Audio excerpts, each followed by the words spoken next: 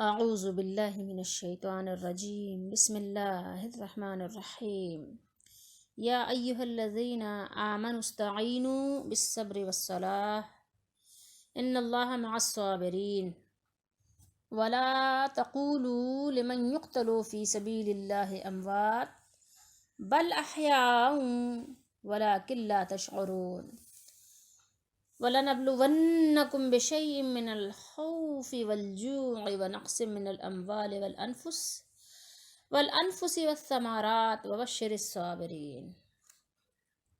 ترجمہ ضیاء القرآن ہے۔ اے ایمان والو، مدد طلب کیا کرو۔ استعینوا، حمزہ سین تا جس باب میں بھی جب بھی آئے گا تو اصل میں ہے یہ باب استفعال، یہ کس سے ہے؟ باب استفعال سے ہے استعینوا۔ تو جب بھی حمزہ سین تا لگ جاتا ہے تو اس میں طلب کا معنی پیدا ہو جاتا ہے، کسی بھی چیز میں طلب کا معنی دیتا ہے۔ جیسے سقا ہے یعنی پیاسا ہوا ایک آدمی، پیاسا ایک آدمی، ٹھیک ہے۔ لیکن جب کہا استسقا تو بات کیا ہو گئی؟ پانی طلب کرنے والا، ٹھیک ہے، استسقا، ٹھیک ہے۔ اسی طریقے سے استعینوا، مدد طلب کیا کرو، یہ ہے اصل میں امر کا صیغہ ہے، جمع مذکر، ٹھیک ہے، جمع مذکر حاضر اور امر ہے۔ مدد طلب کیا کرو یا مدد طلب کرو بالصبر، صبر کے ساتھ، یہ با جو ہے وہ مع کا معنی دے گا، بالصبر، صبر کے ساتھ، اور نماز سے، یعنی نماز اور صبر کے ذریعے سے مدد طلب کیا کرو، ٹھیک ہے۔ تو یہ ذریعہ انہوں نے اس کے اندر لکھ دیا ہے اور یہ با جو ہے وہ ساتھ کا ہی معنی دے رہا ہے۔ بے شک اللہ تعالی صبر کرنے والوں کے ساتھ ہے، ٹھیک ہے، مع ساتھ ہے اللہ تعالیٰ۔ اور نہ کہا کرو انہیں جو قتل کیے جاتے ہیں، ٹھیک ہے، اللہ کی راہ میں، کہ وہ مردہ ہیں، امواتن، ٹھیک ہے، وہ اموات ہیں، نہیں کہو، بلکہ وہ احیاء، وہ زندہ ہیں، لیکن تم سمجھ نہیں سکتے، اسے سمجھ نہیں سکتے، کس کو؟ ان کی زندگی کو، تمہیں ان کی زندگی کے بارے میں لاشعوری ہے، تم لاشعور ہو، تم نہیں جانتے کہ ان کی زندگی کیسی ہے، ٹھیک ہے۔ تم ان کو اس دنیا میں گھسیٹ کے لے آتے ہو کہ اس دنیا ہی میں زندہ ہیں، نہیں، تم جو ہے جب نہیں جانتے تو چپ رہو، اور جو حدیث شریف میں اس کی تشریح کی گئی ہے اس پر ایمان رکھو۔ تمہیں اس کا شعور نہیں دیا گیا، تم اس کا شعور نہیں رکھتے تو تم اس کا شعور نہیں کر سکتے، تم اسے سمجھ نہیں سکتے۔ ترجمہ ضیاء القرآن ہے، آپ چیک کر سکتے ہیں اپنے گھر میں۔ اور ہم ضرور آزمائیں گے تمہیں، وَلَنَبْلُوَنَّكُمْ، بلا آپ ویسے بھی کہتے ہیں، ٹھیک ہے، نون یہ ضمیر ہے یہ اللہ کی طرف جا رہی کہ ہم، لام ضرور کا معنی دے رہا ہے، ٹھیک ہے، اچھا، اور نون مشدد، ضرور بالضرور، دو تاکیدات جمع ہو گئیں، ٹھیک ہے۔ تو ہم ضرور بالضرور تم کو آزمائیں گے، تم کو سے مراد یہاں مومنین کی بات ہو رہی، تم سب کو ضرور بالضرور آزمائیں گے، تمہاری آزمائش ہم ضرور کریں گے۔ کس سے کریں گے؟ کسی ایک چیز کے ساتھ، یعنی بشعین یعنی ایک، یہ با جو ہے ساتھ کا معنی دے رہا ہے، اس لیے انہوں نے ترجمہ ایک چیز کے ساتھ کیا ہے۔ شعین ایک ہی شے ہوتی ہے، ایک ہی چیز ہوتی ہے نا، اچھا، کسی ایک چیز کے ساتھ، یعنی خوف، اس میں سے خوف بھی ہو سکتا ہے، یعنی یہ چیزیں جو گنوائی گئی ہیں آگے، ان میں سے کسی کے ساتھ بھی اللہ تعالیٰ تمہاری آزمائش کر سکتا ہے۔ خوف سے کر سکتا ہے، من الخوف، جو اردو میں بھی آپ خوف ہی کہتے ہیں، ٹھیک ہے، جو کہتے ہیں بھوک کو، ٹھیک ہے، اور بھوک سے، اور نقصم، نقصان سے، کمی کرنے سے، ٹھیک ہے، آپ بھی کسی چیز کو نقص ہی کہتے ہیں نا، کہ اس میں نقص ہے، کیا ہے کہ کوئی کمی ہے، کمی واقع ہو گئی ہے، کمی رہ گئی ہے تو اس کو نقص ہی کہتے ہیں۔ نقص یعنی کسی کمی سے، ٹھیک ہے، من الاموال، مال کی جمع ہے، مالوں کی کمی سے، تمہارے مال کم ہو جائیں، تم فقیر ہو جاؤ، فقیری کے ذریعے تمہاری آزمائش ہو جائے، والانفسی، اور جانوں کی کمی سے بھی، کسی کی موت ہو جائے، جوانی میں ہو جائے، بیٹے کی ہو جائے، بھائی کی ہو جائے، باپ کی ہو جائے، شوہر کی ہو جائے، کسی پیارے کی ہو جائے، بہن کی ہو جائے، بیٹی کی ہو جائے، ماں کی ہو جائے، کسی کی موت سے بھی، خود اپنی ہی موت آ جائے، ٹھیک ہے، والانفس، ٹھیک ہے، تو کسی بھی جان کے ذریعے سے، تمہاری جانوں کی کمی سے بھی تمہاری آزمائش ہو سکتی ہے. اور والثمرات، ثمر کی جمع ہے، اور پھلوں میں. اور بشرا یبشر تبشیرن، یہ باب تفعیل سے ہے، خوشخبری سنائیے.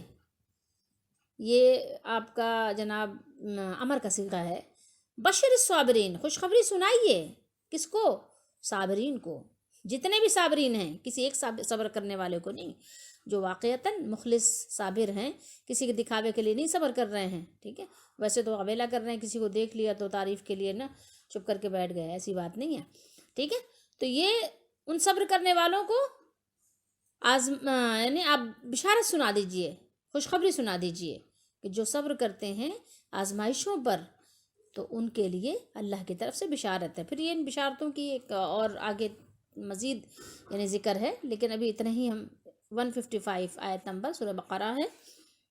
اب یہاں دیکھیے، ایمان والوں کو اللہ نے حکم دیا کہ مدد طلب کرو صبر اور نماز کے ساتھ. ٹھیک ہے، ان دونوں کو اللہ تعالیٰ نے معاون قرار دیا.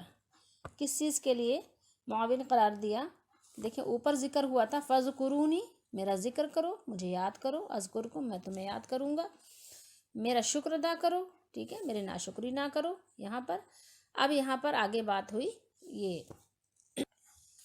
نماز اور صبر کی. ذکر و شکر کے ساتھ صبر اور نماز کی تعلیم اللہ تعالیٰ نے دے کر احکام شریعت پر جو عمل کرنے میں دشواریاں پیش آتی ہیں انسانوں کو، اور مصائب اور مشکلات برداشت کرنا پڑتی ہیں، تو اس کے لیے صبر اور نماز پر ہمیشگی جو ہے مشکلات کا مقابلہ کرنے میں کیا ہیں؟ معاون، مددگار ہیں، وہ مدد کرتی ہیں.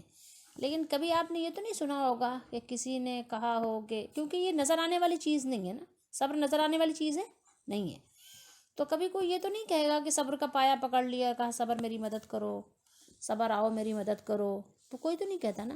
نہ یہ کہے کہ وضو کر کے بیٹھ جاؤ اور کہے کہ نماز آؤ میری مدد کرو. ٹھیک ہے، بہت سے لوگ اس کی مثال دیتے ہیں کس چیز میں؟ بزرگوں کی قبروں سے مانگنے کی ان آیات کو مثال دیتے. دیکھو اللہ نے خود کہا ہے صبر و نماز سے مدد لو، تو جو اگر مدد مانگنا شرک ہوتا تو اللہ تعالیٰ مدد مانگنے کے لیے کیوں کہتا؟ اس طرح کی مثالیں میں نے خود سنی ہیں. لوگ اس طرح کی مثالیں قرآن کی آیات پیش کرتے ہیں. اب ان کی عقل کو ماتم کے سوا اور ہمارے پاس کچھ نہیں ہے کہ اللہ تعالیٰ نے یہاں فرمایا کہ صبر اور نماز کے ذریعے سے مدد طلب کرو. صبر سے نہیں مدد مانگنی کہ صبر آ کر مدد کرو میری، یا نماز میری آ کر مدد کرو. نماز پڑھ کر اللہ تعالیٰ کی مدد حاصل کرنی ہے، صبر کر کے اللہ کی مدد حاصل کرنی ہے. تو یہ باتوں کو کہاں سے کہاں مطلب لے جاتا ہے شیطان کہ انسان تصور بھی نہیں کر سکتا کہ شیطان کہاں سے کہاں باتوں کو ملا دیتا ہے، پہنچا دیتا ہے. تو اس سے آپ کبھی بھی یہ نتیجہ اخذ نہیں کر سکتے کہ صبر سے مدد لینا ہے، صبر حاصل کرنا ہے، صبر کرنا ہے. نبی کریم صلی اللہ علیہ وسلم کو اللہ تعالیٰ نے مکے کی زندگی میں بار بار فرمایا اصبر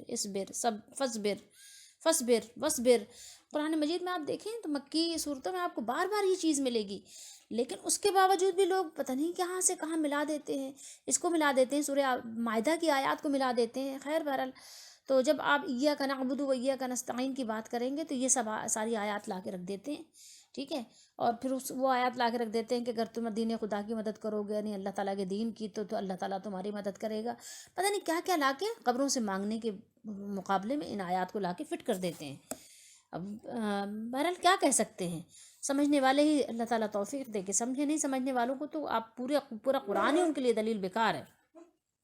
ایک چیز یہاں دیکھ لیجئے، وَلِأُتِمَّ نِعْمَتِي عَلَيْكُمْ وَلَعَلَّكُمْ تَهْتَدُونَ. یہ ہے نا تاکہ میں پورا کر دوں اپنا انعام تم پر.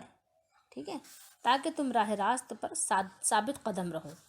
تو یہ تمہیں جو نعمت دی گئی ہے، اور بھی اللہ نے فرمایا کہ کنتم خیر امت اخرجت للناس، تو یہ امت کے خیر ہے جو، یا امت وسط ہے، تو جو اس کو اللہ تعالیٰ نے نعمت دی ہے، قرآن جیسی عظیم الشان اس کو ہدایت کرنے والی کتاب عطا کی ہے، تو ایک بہت بڑا اللہ تعالیٰ نے اس کو منصب عطا فرمایا، بہت بڑا عہدہ، پورٹ فولیو اس کو دیا گیا ہے. تو یہ منصب امامت پر معمور کرنے کے بعد اب اس امت کو جو ضروری ہدایات ہیں وہ اس کو جو ہے سکھائی جا رہی ہیں، بتائی جا رہی ہیں، سمجھائی جا رہی ہیں۔ اور اس میں ایک حکمت اور بھی ہے کہ دیکھو جو تم کو یہ کچھ مرتبہ دیا گیا ہے تو اس سے ذرا آگاہ ہو جاؤ کہ یہ کوئی تمہارے لیے یہ نہ سمجھو کہ یہ جنت کا باغ ہے اور یہ تمہارے لیے کوئی پھولوں کا اسٹیج ہے جو سجایا گیا ہے، ایسا نہیں ہے، ٹھیک ہے، جس پر کہ آپ اپنا آرام سے گدیاں رکھ کے صوفے رکھ کے آرام سے تسبیح لے کے بیٹھ جاؤ، ٹھیک ہے۔ یہ ایک عظیم الشان تمہارا عہدہ تو ضرور ہے، لیکن یہ بہت پر خطر بھی ہے، ٹھیک ہے، تمہارے لیے خطرناک بھی ثابت ہو سکتا ہے، تمہارے لیے یہ خاردار بھی ثابت ہو سکتا ہے، تو ذرا ہوشیاری سے سمجھداری سے کام کرنا ہے، اس بات کو پیش نظر رکھنا، کیونکہ یہ بار جو ہے اس بار کے لیے، اس بوجھ کے لیے بڑوں نے منع کر دیا تھا، لیکن تم نے اس بار کو اٹھانے کی ذمہ داری لے لی ہے، تو اب اس پر جو ہے نا تمہارے لیے بہت سارے مسائل کھڑے ہوں گے، تو تم ہر طرح کے مسائل سے نمٹنے کے لیے تیار ہو جاؤ۔ تم پر قسم قسم کی مصائب بھی آئیں گے اور مختلف قسم کی آزمائشیں بھی آئیں گی، ٹھیک ہے، اور اس کے علاوہ بہت طرح کے نقصانات بھی اٹھانے پڑیں گے، اور جب صبر و ثبات، ٹھیک ہے، اور عزم و استقلال کے ساتھ ان تمام مشکلات کا مقابلہ کرنے کے لیے تم تیار ہو جاؤ گے اور آگے بڑھتے چلے جاؤ گے، تو جان لو کہ پھر اللہ کی رحمتوں کی بارش بھی تم پر ہوگی۔ یعنی اس بھاری ذمہ داری اور بھاری خدمت کا بوجھ اٹھانے کے لیے جس طاقت کی تم کو ضرورت ہے وہ تمہیں دو چیزوں سے بہت کثیر تعداد میں حاصل ہوگی۔ نمبر ایک ہے وہ صبر کی صفت اپنے اندر خوب پیدا کرو، ٹھیک ہے، کہ صبر کا جذبہ تمہارے اندر ہو۔ بہت سے لوگ ہوتے ہیں چھوٹی سی بات پہ الجھ جاتے ہیں۔ اور دوسرا یہ کہ نماز کے عمل سے اپنے آپ کو مضبوط کرو، نماز کی پابندی کر کے، نماز کی بات ہو رہی، صلات، یہ نہیں کہ بس ٹھونگنے مارنے والی کوئی بات نہیں ہے یہاں پر۔ نبی کریم صلی اللہ تعالیٰ علیہ وآلہ وسلم کی جیسے پرسکون نماز، پرسکون رکوع، پرسکون سجدہ، ٹھونگے نہیں مارنا ہے، ٹھیک ہے، مرغی کی طرح، بلکہ یہ کہ سکون سے نماز پڑھنا اور صبر کرنا، تحمل، بردباری، پیشنس اپنے اندر پیدا کرنا، یہ ہے جو آج ہمارے اندر ہے ہی نہیں۔ ایک کہنا چاہیے اس کا اتنا فقدان ہے کہ اللہ اکبر۔ اور اس میں صبر جو ہے نا بہت سے اہم ترین اخلاقی اوصاف کے لیے ایک جامع کہنا چاہیے صفت ہے یہ، اور حقیقت میں یہ ایک ایسی چابی ہے جس کے بغیر کوئی بھی فرد کسی مقصد میں کامیاب نہیں ہو سکتا۔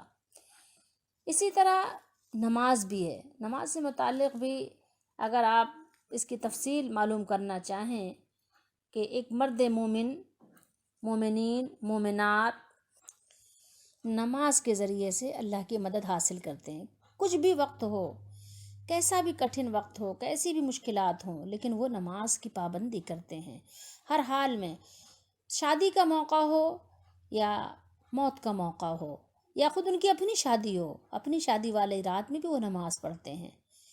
یہ نہیں کہ میک اپ خراب ہو جائے گا، نہیں نماز نہیں پڑھنی ہے، نماز پڑھتے ہیں، پہلے نماز پڑھتے ہیں پھر اس کے بعد کوئی اور کام کرتے ہیں۔ رات میں ان کو عشاء کا وقت ہوتا ہے نا، جب دلہن رات میں تیار ہو کے بیٹھی ہوتی ہے تو اس کو یہ ہوتا ہے کہ ہمارا میک اپ نہ خراب ہو جائے، نہیں، اس کو یہ یاد ہوتا ہے کہ میرا مولا نہ ناراض ہو جائے، نماز پہلے پڑھنی ہے، تو برکات تو جبھی حاصل ہوں گی، اس کی رحمت تک کا حصول تو جبھی ملے گا کہ نماز پڑھنی ہے، نماز ادا کرنا ہر حال میں۔ گھر میں میت پڑی ہوئی ہے، کسی کا انتقال ہو گیا ہے، لیکن ہمیں تو نماز پڑھنی ہے، تو وہ نماز اور وہ صبر انسان کو ایسا اللہ تعالیٰ کا بندہ یا بندی، یعنی وہ بندگی عطا کر دیتی ہے۔ نماز ایسی چیز ہے کہ اس کے ساتھ فرمایا کہ اللہ تعالیٰ کا قرب اس کو نصیب ہوتا ہے، کیونکہ کیا فرمایا، ان اللہ مع الصابرین، اللہ تعالیٰ اس کے ساتھ ہوتا ہے، اور یہ ایسی یعنی جو خاص صفت ہے، ایسا خاص تعلق ہے، اللہ تعالیٰ کی رحمت تو سب کے ساتھ ہے، لیکن ان دو کے ساتھ جو ہے وہ ایک خاص خصوصیت ہے، اس کو سمجھنا بھی سب کے بس کی بات نہیں کہ اللہ کی رحمت جس کے ساتھ ہو، جس کے ساتھ اللہ کی مدد ہو، پھر اسے اور کیا چاہیے۔ یہاں مومنین و مومنات کو حکم دیا گیا کہ صبر کرو تاکہ تمہیں اللہ تعالیٰ کا ساتھ نصیب ہو جائے۔ اور جب ہمارے نبی صلی اللہ تعالیٰ علیہ وآلہ وسلم ہجرت فرما رہے تھے اور آپ غار ثور میں تشریف فرما تھے، اور آپ کے ساتھ آپ کے قریبی ساتھی سیدنا صدیق اکبر رضی اللہ تعالیٰ عنہ بھی تھے، جب آپ نے کہا تھا کہ اے اللہ کے رسول صلی اللہ علیہ وسلم اگر یہ اپنے پاؤں دیکھیں گے تو ہمیں دیکھ لیں گے، تو آپ نے فرمایا لا تحزن ان اللہ معانا، غم نہ کرو بے شک اللہ ہمارے ساتھ ہے۔ تو بس یہ چیزیں ہیں مختصر، اور اس میں بہت ساری چیزیں ہمیں سمجھنے کی ہیں، ہمارے لیے عمل کرنے کی ہیں۔ اصل چیز سمجھنے سے زیادہ عمل کی ہیں کہ ہم ان پر عمل کریں۔ تو اللہ تعالیٰ نے جو انعامات ہم سب پر فرمائے ہیں، جیسے کہ مثال کے طور پہ رسول کا بھیجنا، ہدایت کی توفیق کا دینا، شوق و محبت کا جذبہ عطا فرمانا، تو اس پر شکر ادا کرو، نعمتوں کا انکار نہ کرو۔ ٹھیک ہے، نعمتوں کا انکار کیا ہے کہ رسول اللہ صلی اللہ علیہ وسلم کی نافرمانی اور غفلت میں وقت کو ضائع کر کے اپنی نعمتوں کی ناشکری نہ کرو۔ دنیا کی امامت کا جو شرف تمہیں بخشا گیا ہے، اس کے ذمہ داریوں سے عہدہ برآ ہونے کا طریقہ بتایا جا رہا ہے کہ صبر کا دامن مضبوطی سے پکڑے رہو، مشکلات سے گھبراؤ نہیں بلکہ اللہ تعالیٰ کی تائید و نصرت پر بھروسہ کر کے قدم کو آگے بڑھاتے چلو۔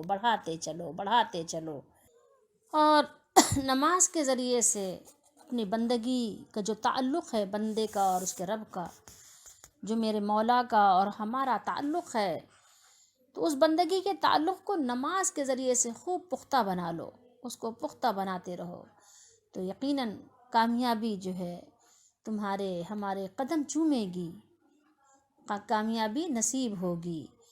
کامیابی سے پھر مجھے اور آپ کو کوئی روک نہیں سکتا، کوئی بھی نہیں روک سکتا۔ اب آگے پھر مزید ذکر ہوا وَلَا تَقُولُوا لِمَنْ يُقْتَلُ فِي سَبِيلِ اللَّهِ أَمْوَاتٌ، کہ مت کہو ان لوگوں کو جو اللہ کی راہ میں قتل کر دیے گئے، شہید کر دیے گئے، ان کو مردہ نہیں کہو۔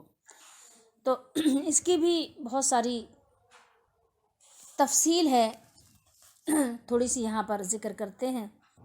شہداء کی زندگی کے بارے میں لوگوں نے بہت غلو کیا ہے، اور بہت افسوس ہے اس آیت کو لے کے غلو کی انتہا کر دی، یہاں تک کہ اسی ضیاء القرآن میں لکھا ہے کہ شہداء کی زندگی جسم کے ساتھ بھی ہے، روح کے ساتھ بھی ہے، اور ان کی مدد کرتے ہیں، دوستوں کی مدد کرتے ہیں، دشمنوں کو ہلاک کرتے ہیں، اور اللہ معلوم کیا کیا انہوں نے لکھا ہے۔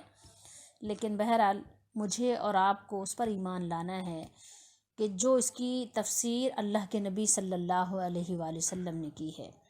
اللہ کے نبی صلی اللہ علیہ وآلہ وسلم نے بخاری شریف میں، مسلم شریف میں اس کی بڑی وضاحت کے ساتھ اس کی تفسیر موجود ہے، متفق علیہ حدیث بھی ہے۔ جب نبی کریم صلی اللہ تعالیٰ علیہ وآلہ وسلم نے ہجرت کی، مدینہ شریف تشریف لائے، تو جنگوں کا سلسلہ شروع ہو گیا۔ سب سے پہلے جنگ جو ہوئی اسے جنگ بدر کہتے ہیں، پھر اس کے ساتھ ہی دوسری جنگ ہوئی اسے جنگ احد کہتے ہیں۔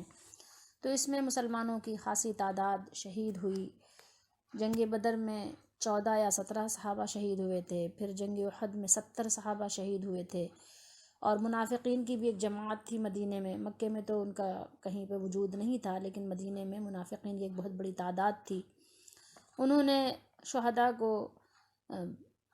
وہ کہنا شروع کر دیا کہ اگر ہمارے پاس ہوتے تو نہ مرتے، اور یہ اور وہ، ظاہر ہے ان کا کام ہی تھا کہ مختلف طرح سے وسوسے ڈالنا اور مسلمانوں کی بنیادوں کو اکھیڑنا، ان کا کام ہی تھا یہ، اس میں تزلزل پیدا کرنا۔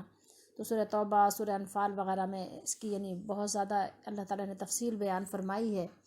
لیکن یہ شہداء زندہ ہیں، اللہ نے فرمایا تمہیں اس کا شعور نہیں ہے، تو اس پر ایمان رکھنا چاہیے، اور جو حدیث شریف نبی کریم صلی اللہ علیہ وآلہ وسلم نے بیان کیا اس کو من و عن مان لینا چاہیے کہ شہیدوں کی زندگی کیا ہے۔ ٹھیک ہے، اگر ان کو آپ جسم اور روح کے ساتھ زندہ مانتے ہیں اور ان کو مددگار مانتے ہیں، تو سب سے پہلی بات تو یہی ہے کہ پھر ان کی بیویوں کو دوسرا نکاح نہیں کرنا چاہیے۔ ٹھیک ہے، جبکہ اس کو کوئی بھی ناجائز نہیں کہتا کہ ان کی بیویاں دوسرا نکاح کر لیتی ہیں۔ تھوڑی دیر کے لیے آپ خود ہی سوچئے کہ ایک شہید جس کا انتقال ہو گیا، ایک شہید جس کا انتقال ہو گیا اور وہ انتقال نہیں ہوا، وہ زندہ ہے، ٹھیک ہے، وہ زندہ ہی ہے نا، جسم اور روح کے ساتھ زندہ ہے، جس کو چاہتا ہے مارتا ہے، موت بھی دیتا ہے، جس کو چاہتا ہے زندگی دیتا ہے۔ جب یہ چیز یعنی واقعتاً ایسا ہی ہے تو پھر وہ اپنی بیوی کی اور بچوں کی مدد کیوں نہیں کرتا؟ پھر اس کے بچے یتیم نہیں کہنے چاہیے کہ شہید کا بچہ ہے تو یتیم ہے، کیوں؟ وہ تو زندہ ہے۔ آپ تو مان رہے ہیں نا کہ آپ تو کہہ رہے ہیں کہ وہ تو اپنے روح اور بدن کے ساتھ زندہ ہے، اور پہلی ہی بات سچ ہے، اسی کتاب میں، اسی تفسیر میں انہوں نے لکھی ہے یہ بات، اور یہ بہتوں کا عقیدہ ہے، یہ ایک دو لوگوں کا نہیں ہے، یہ بہتوں کا عقیدہ ہے۔ تو پھر تو دیکھیں آپ کے عقیدے کے مطابق شہید کی بیوی تو ظاہر ہے جب وہ دوسروں کی مدد کر رہا ہے تو بدرجہ اولا اپنی بیوی بچوں کی مدد تو اس کو پہلے کرنا چاہیے نا، تو پہلے حقدار ہیں، ہے نا، وہ تو پہلے حقدار ہیں، سب سے پہلے مدد تو اس کو اپنے ماں باپ ہی کرنا چاہیے، کہ اس کے ماں باپ نہ رولیں، اس کے اپنے ماں باپ کی مدد کر کے جائے۔ جب وہ زندہ ہی ہے دنیا میں تو ظاہر ہے کچھ نہ کچھ روزگار کا انتظام کر کے ان کے لیے کچھ پیسے ویسے رکھ جایا کرے، بیوی بچوں کے لیے بھی آگے اپنی مدد کر جایا کرے۔ ضرورت کیا ہے اس کی بیوی کو دوسرا نکاح کرنے کی؟ ٹھیک ہے، وہ کرے یا نہ کرے لیکن اس کے جائز تو ہے نا، وہ کر تو سکتی ہے نا دوسرے آدمی سے نکاح۔ اور ایک مرد کی موجودگی میں، اس کے شوہر کی موجودگی میں اس کی بیوی دوسرا نکاح کیسے کر سکتی ہے؟ کوئی بھی صاحب فہم اس بات کو کیسے سوچ سکتا ہے کہ اس کی بیوی اس کی موجودگی میں دوسرا نکاح کر لے؟ تو اگر زندگی سے یہی زندگی مراد ہے کہ وہ دنیا ہی میں ہے تو پھر آپ تھوڑی دیر کے لیے سوچیے، بہت لمبی بات ہے، کوئی چھوٹی موٹی بات نہیں ہے۔ اللہ تعالیٰ نے قرآن مجید میں ارشاد فرمایا ثم انکم یوم القیامت تبعثون، پھر تم موت آ جانے کے بعد قیامت کے دن اٹھائے جاؤ گے، تبعثون، اٹھائے جاؤ گے، یعنی تم کو کیا کیا جائے گا؟ اٹھا دیا جائے گا، ٹھیک ہے۔ اٹھانے والا کون ہے؟ ظاہر آپ کو پتہ ہے اللہ تعالیٰ ہی اٹھائے گا نا، تو تم اٹھائے جاؤ گے۔ اٹھائے جانے والوں کا ذکر ہے، کون اٹھائے گا اس کا ذکر نہیں، ظاہر ہے سب کو معلوم ہے۔ اچھا، اس کے بعد اللہ تعالیٰ نے فرمایا کہ وَمِن وَرَائِهِمْ بَرْزَخٌ إِلَى يَوْمِ يُبْعَثُونَ، فرمایا اور ان کے مرنے والوں کے بارے میں اللہ نے فرمایا کہ ان مرنے والوں کے آگے ایک آڑ ہے، ایک برزخ ہے، اٹھنے کے دن تک۔ یوم یبعثون، برزخن، برزخ ہے، کیا ہے کہ پردہ ہے، ایک برزخ کیا ہے؟ پردہ ہے، یعنی مردوں اور زندوں کے درمیان۔ مردہ اس لحاظ سے کہہ دیتا ہے انسان ظاہر کہ وہ بے جان ہے، ویسے یہ اس بات کا نہیں، اچھی بات نہیں ہے کہ مردہ کہا جائے، لیکن مردہ ایک عرف عام کی بات ہے، یہ مردے سے مراد ہے جس کا انتقال ہو گیا، تو یہ ذرا لوگوں کو آسان پڑتا ہے تو یہ یعنی اس طرح کہہ دیا جاتا ہے مردہ اور میت وغیرہ، لیکن یہ ہے کہ ان کا نام بھی ادب سے ہی لینا چاہیے کہ ٹھیک ہے ان کا انتقال ہو گیا، یعنی وہ فوت ہو گئے، دنیا سے چلے گئے طریقے سے، یعنی ایک شائستہ انداز میں۔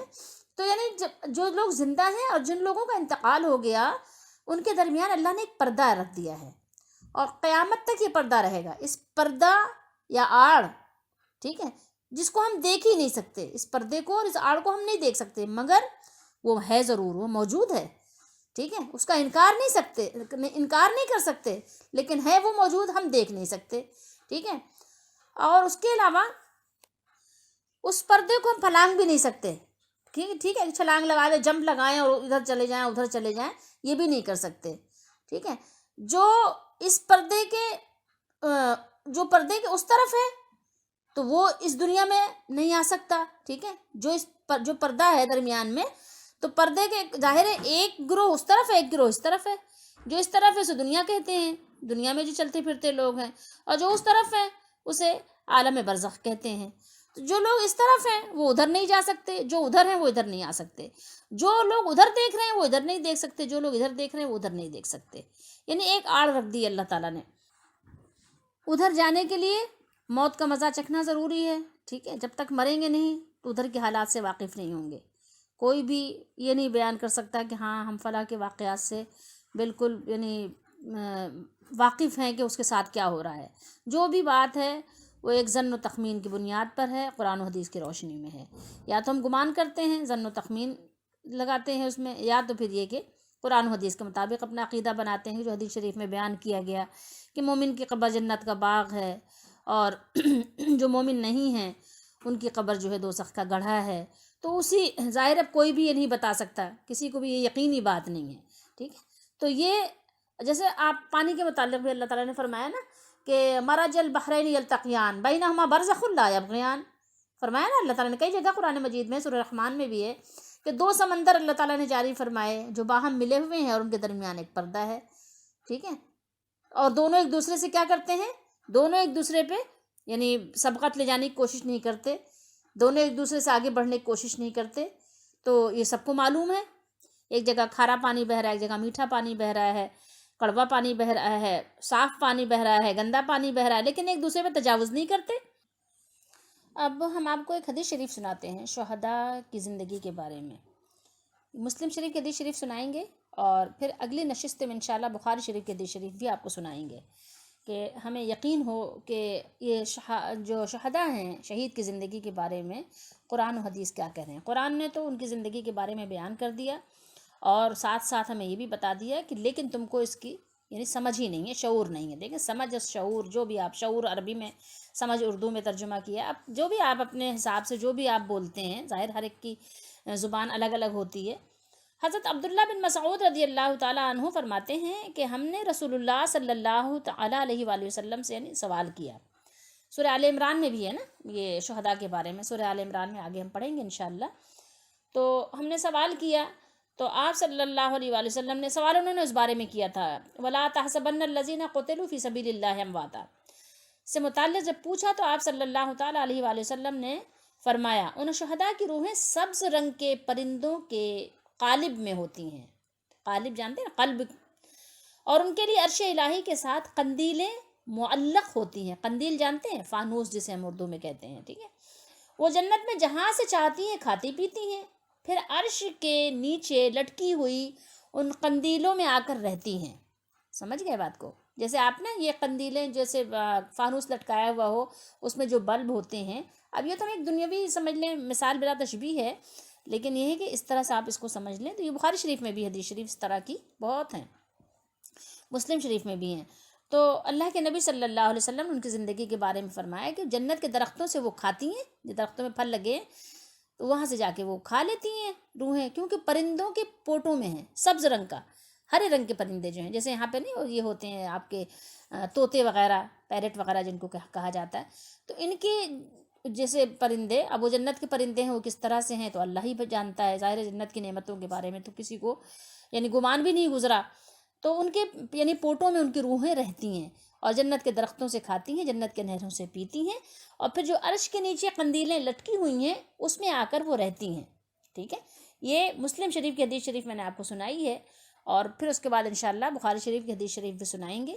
اور اس پہ زیادہ ظاہر ہے تھوڑی سی ڈیٹیل میں بات کرنا اس لیے ضروری ہے جو سمجھنے والے ہیں تاکہ وہ سمجھ جائیں. انشاءاللہ باقی باتیں اگلی نشست میں کریں گے.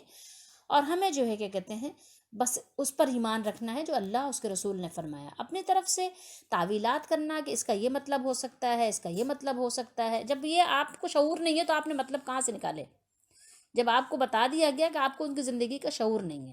ایک چیز اور بھی تھوڑی سی چھوٹی سی ایک چیز اور بتا دیتے ہیں کہ جب میں نے بتایا نا کہ جب مدینہ شریف آپ صلی اللہ تعالیٰ علیہ وآلہ وسلم تشریف لائے تو وہاں پر جنگوں کا سلسلہ شروع ہو گیا. پہلی جنگ ہوئی تھی جو جنگ بدر ہوئی تھی، تو اور اس کے بعد اس کے ساتھ ہی ایک سال بعد جنگ احد شروع ہو گئی. تو مسلمان جنگ احد میں کثیر تعداد میں 70 کا یعنی شہید ہو جانا ایک ساتھ. آپ ہمارے گھروں میں ایک جنازہ ہو تو ہم حال سے بے حال ہو جاتے ہیں. 70 شہداء، آپ سوچیں تھوڑی دیر کے لیے، تصور تو باندھیں ذرا کہ شہید ہو گئے. اور منافقین نے بھی کیا کیا تھا، 1000 کا لشکر تھا اور تقریباً 1/3 وہ لے کے اپنے چلے گئے تھے راستے سے مسلمانوں کو بدزن کرنے کے لیے. تو منافقین نے اس پر نا طرح طرح کی باتیں کی. سورہ توبہ میں بلکہ اللہ نے ان کا جواب دیا کہ اگر تم ایسے ہی سچے ہو نا تو ذرا اپنی موت ٹال دینا. تمہاری موت آئے نا، تمہاری موت لکھی ہو گھر میں ہی آ جائے گی، بچا لینا تو جانیں گے. قلعوں کے اندر چلے جاؤ، چھپ جاؤ، کہاں دیکھو اپنی موت کو بچاؤ گے. تو انہوں نے منافقین نے طرح طرح کی یعنی لوگوں کو باتیں مطلب بنائی اور اپنی من مانی باتیں انہوں نے لوگوں کو دھوکہ دینے کے لیے فریب میں. تو جہاد میں تاکہ وہ جانے سے، جہاد میں شامل ہونے سے ان کو نفرت ہو، پریشان ہو، اور زندگی یعنی ختم ہونے کے اندیشے سے کہ یعنی موت آ جائے گی، تو اس سے جو ہے اس اندیشے سے اپنا بچاؤ کرنے کے لیے یعنی جہاد سے ان کو نفرت دلا دی جائے. تو طرح طرح کی باتیں شروع کر دیں منافقین نے. تو قرآن مجید میں اللہ تعالیٰ نے ان کے شبے کی یعنی تردید فرما دی. فرمایا کہ اگر واقعی گھروں میں بیٹھے رہنا تمہیں موت سے بچا سکتا ہے تو ذرا اپنے اوپر واقع ہونے والی موت کو ٹال کر دکھاؤ. اسی کو ٹال دو. اگر تم واقعی سچے ہو تو اپنی موت کو مت آنے دینا. اور مزید یہ کہ اس پر اللہ تعالیٰ نے فرمایا، منافقین کا ایک جواب یہ بھی دیا جو انہوں نے شبہ پیدا کیا تھا کہ جہاد میں شامل ہونا خواہ مخواہ اپنے آپ کو ہلاکت میں ڈالنا، جو وہ کہتے تھے منافقین کہ، تو اللہ تعالیٰ نے جواب کس طرح دیا؟ فرمایا نہیں، بلکہ اس سے دائمی زندگی حاصل ہوتی ہے. عارضی زندگی تو ختم ہو جاتی ہے، لیکن اس سے شہادت حاصل کر کے انسان ہمیشہ کی زندگی حاصل کر لیتا ہے. اور اس کے علاوہ بہت بڑے اعزاز کی بات یہ ہے کہ اللہ تعالیٰ کے ہاں ان کو بلند درجے ملتے ہیں، اور اللہ کے ہاں انہیں ہر قسم کی نعمت اور لذت حاصل ہوتی ہے. یہ زندگی حقیقی زندگی ہے جو شہداء کو نصیب ہوئی ہے، مگر دنیا والی جو زندگی ہے وہ تو ایک عارضی زندگی ہے. ٹھیک ہے، اور یہ اللہ تعالیٰ کے پاس ہے جو تمہاری نگاہ سے اوجھل ہے، جسے برزخ کہتے ہیں، اور جو تمہاری سمجھ میں نہیں آ سکتی. ٹھیک ہے، فرمایا وَلَٰكِن لَا تَشْعُرُونَ، اور لیکن تم اس زندگی کو نہیں سمجھتے، اس کے بارے میں تم نہیں جانتے، تو کلام بھی مت کرو. ٹھیک ہے. اور جو لوگ یہ کہتے ہیں، جیسے اشعار بھی ہیں کہ شہید اس دار فانی میں ہمیشہ زندہ رہتے ہیں، زمیں پر چاند تاروں کی طرح تابندہ رہتے ہیں. یہ دار فانی ایسا نہیں ہے کہ جہاں پر ہمیشہ زندگی ہو. اس کے بارے میں ایک حدیث شریف اور زبردست ہے، انشاءاللہ اگلی نشست میں آپ کو ہم سنائیں گے. سنیے گا اور اپنا ایمان تازہ کیجیے گا. اللہ تعالی ہم سب کو ہدایت پر رکھے، ایمان پر خاتمہ نصیب فرمائے، عافیت و سلامتی سے سرفراز فرمائے. آمین.